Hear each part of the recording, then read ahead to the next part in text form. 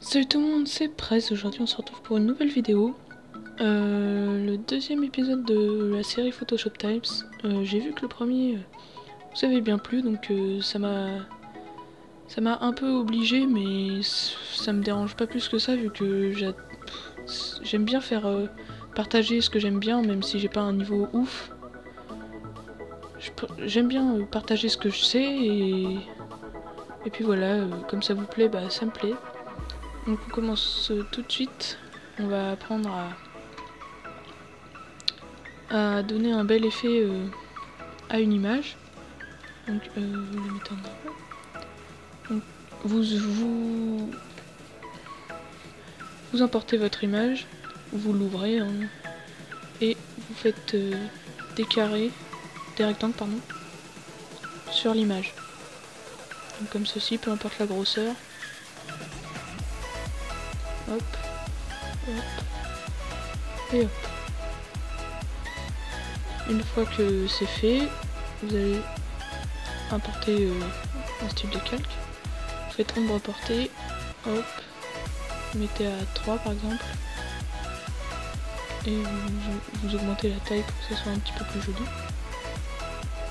Vous faites copier le style de calque et vous le collez à tous les autres rectangles. Comme ceci. Une fois que c'est fait, vous sélectionnez le rectangle du haut ou le rectangle du bas, vous faites CTRL et vous cliquez sur le dernier rectangle. Ça va tout vous sélectionner, vous faites CTRL T. Et là, vous allez non pas cliquer sur le premier H, mais sur le deuxième. Et vous allez faire glisser votre souris vers la gauche. Ça va vous mettre les rectangles sur le côté, mais sans modifier la rotation. Enfin si, c'est une rotation, mais elle n'est pas comme d'habitude. Donc vous faites oui, ok. Et là vous mettez vos rectangles en dessous de l'image. Et avec l'image vous allez mettre produit. Et donc voilà, ça donne un assez bel effet je trouve. Après ça dépend sur quelle autre image vous faites. Genre par exemple, je viens de faire une bannière pour quelqu'un. Malheureusement il y aura peut-être un speed art, je garantis rien. Et donc voilà, j'avais utilisé cette méthode. Donc voilà, vous avez les deux rectangles comme ceci et celui-là. Et donc bah, j'ai juste rajouté une ombre portée et puis bah, ça fait un assez bel effet. Donc voilà, on va passer tout de suite à la deuxième partie du tuto qui est comment prendre juste un personnage sur une image. Ça vous le donnera donc en PNG. Donc bah comme celui-ci, hein, on va faire le même. Celui-ci c'était à partir d'une image. Bah tiens, on va le faire sur celui-ci d'ailleurs. Image d'hiver.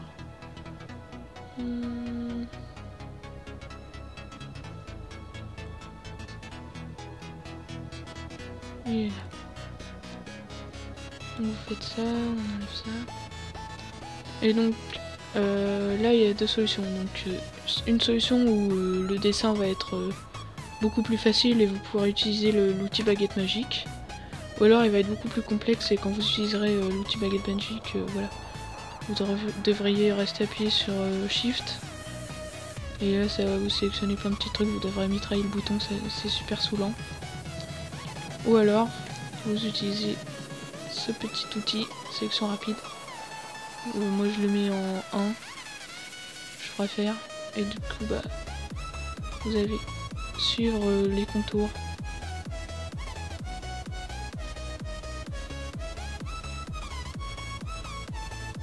Oula. Ok. Donc assurez-vous bien que ce soit cette icône là et pas celui-là qui soit sélectionné. Et du coup, hop.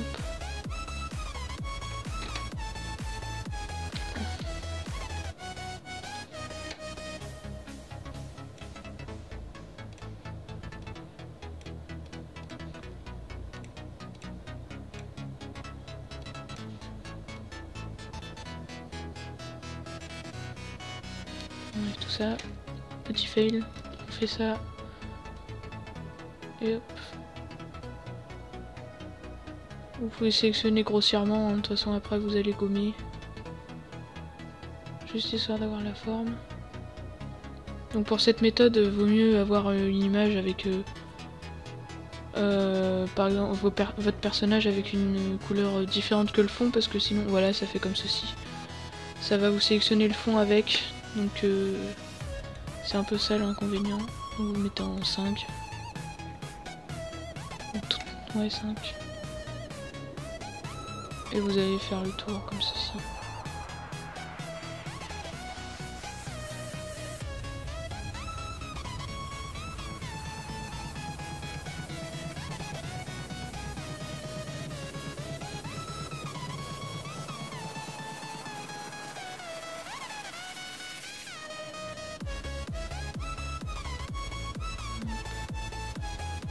Faites bien le tour comme ça.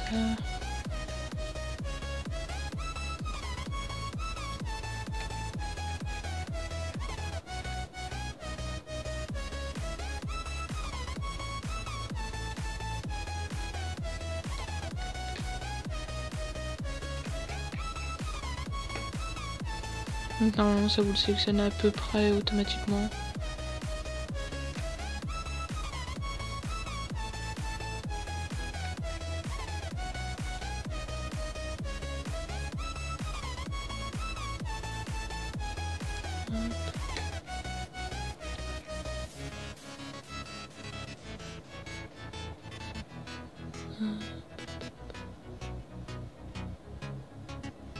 Donc là c'est un petit peu le travail chiant, mais il faut bien le faire hein, des fois.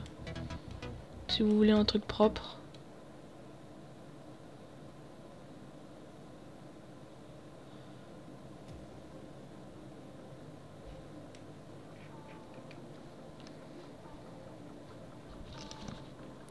Donc voilà, une fois que vous avez votre sélection, vous faites CTRL-C, CTRL-V et vous enlevez le fond. Donc là vous avez un découpage assez propre et puis vous allez gommer les parties dont vous n'avez pas besoin.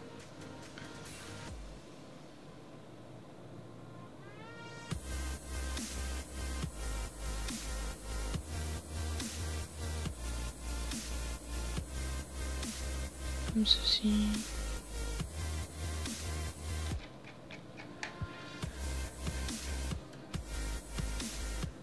Hop.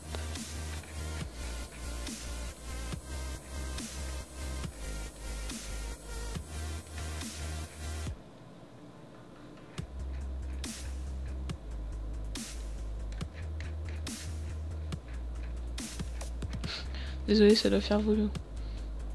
Ça doit faire tourner la tête à certains de dézoomer, zoomer.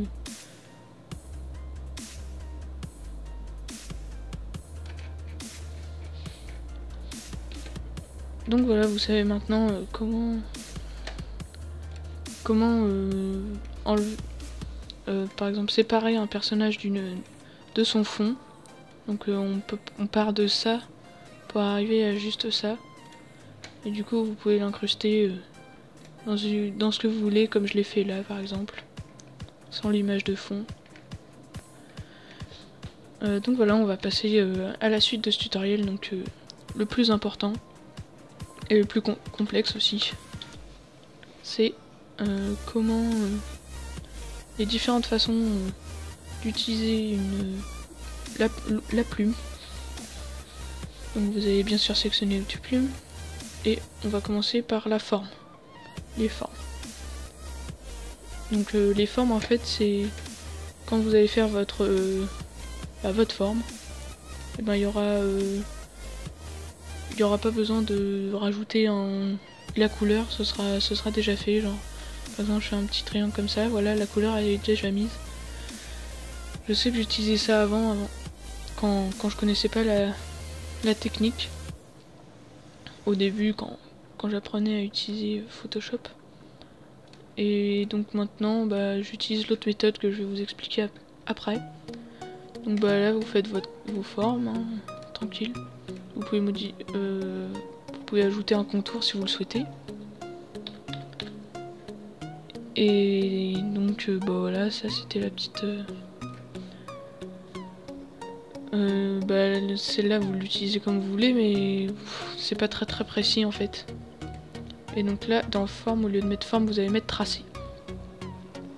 Et donc, pour faire des tracés droits, vous allez faire Shift. Enfin, vous allez placer votre premier point, vous allez faire Shift.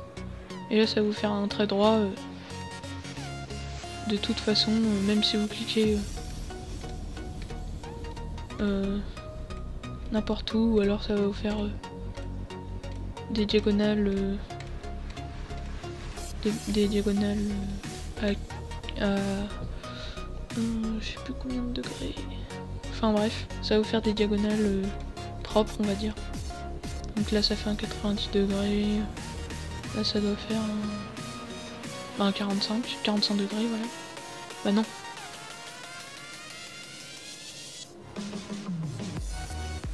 « 135 degrés, on va dire. Voilà. Enfin bref, on n'est pas là pour savoir ça. Donc vous supprimez, on va supprimer, enfin on va refaire un nouveau calque. Ensuite, quand vous faites une courbe, par exemple vous cliquez ici, ça peut vous faire ça. Donc vous faites votre courbe comme ceci. Et par contre, si vous voulez faire un truc, pas un truc, un trait droit, même si vous appuyez sur hommage, et ben ça va pas vous faire un trait droit. Alors, pour faire ceci, donc vous faites votre courbe, et là vous allez appuyer sur Alt, vous allez cliquer sur le bouton du milieu, comme ceci. Et du coup, après, quand vous allez appuyer sur Shift, et ben ça vous fera votre trait droit. Donc, comme ceci, Alt, cliquez sur le bouton du milieu, Shift, et hop. Ensuite, ah oui, donc comment on peut faire un logo par exemple. Donc bah vous faites votre logo, donc je vais faire le mien par exemple.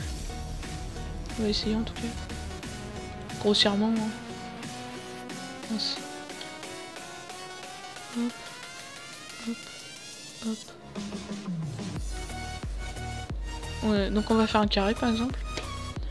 Donc normalement vous c'est votre logo avec les courbes ou des traits avec Shift, etc. Et donc une fois que vous avez fermé votre courbe, vous allez faire sélection.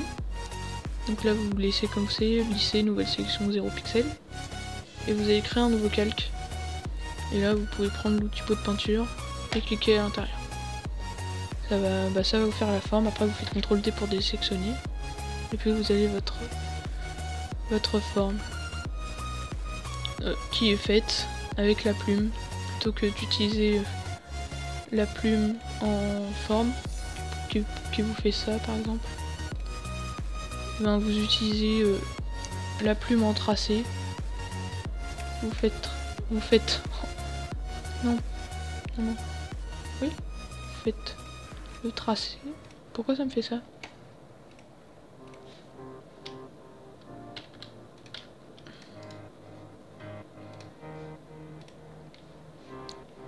Donc vous faites le tracé et vous faites sélection, ok, vous créez un nouveau calque et vous remplissez avec l'outil pot de peinture. Donc voilà, ce deuxième épisode de Photoshop Types est déjà terminé. J'espère qu'il vous sera servi, même si c'était pas très précis. Moi je suis pas très satisfait de mon commentary, regardez je bégaye encore, enfin je m'embrouille. Et donc voilà, moi je vous dis à la prochaine, dans une nouvelle vidéo, un nouveau commentary, et puis je vous dis à la prochaine. Ciao tout le monde!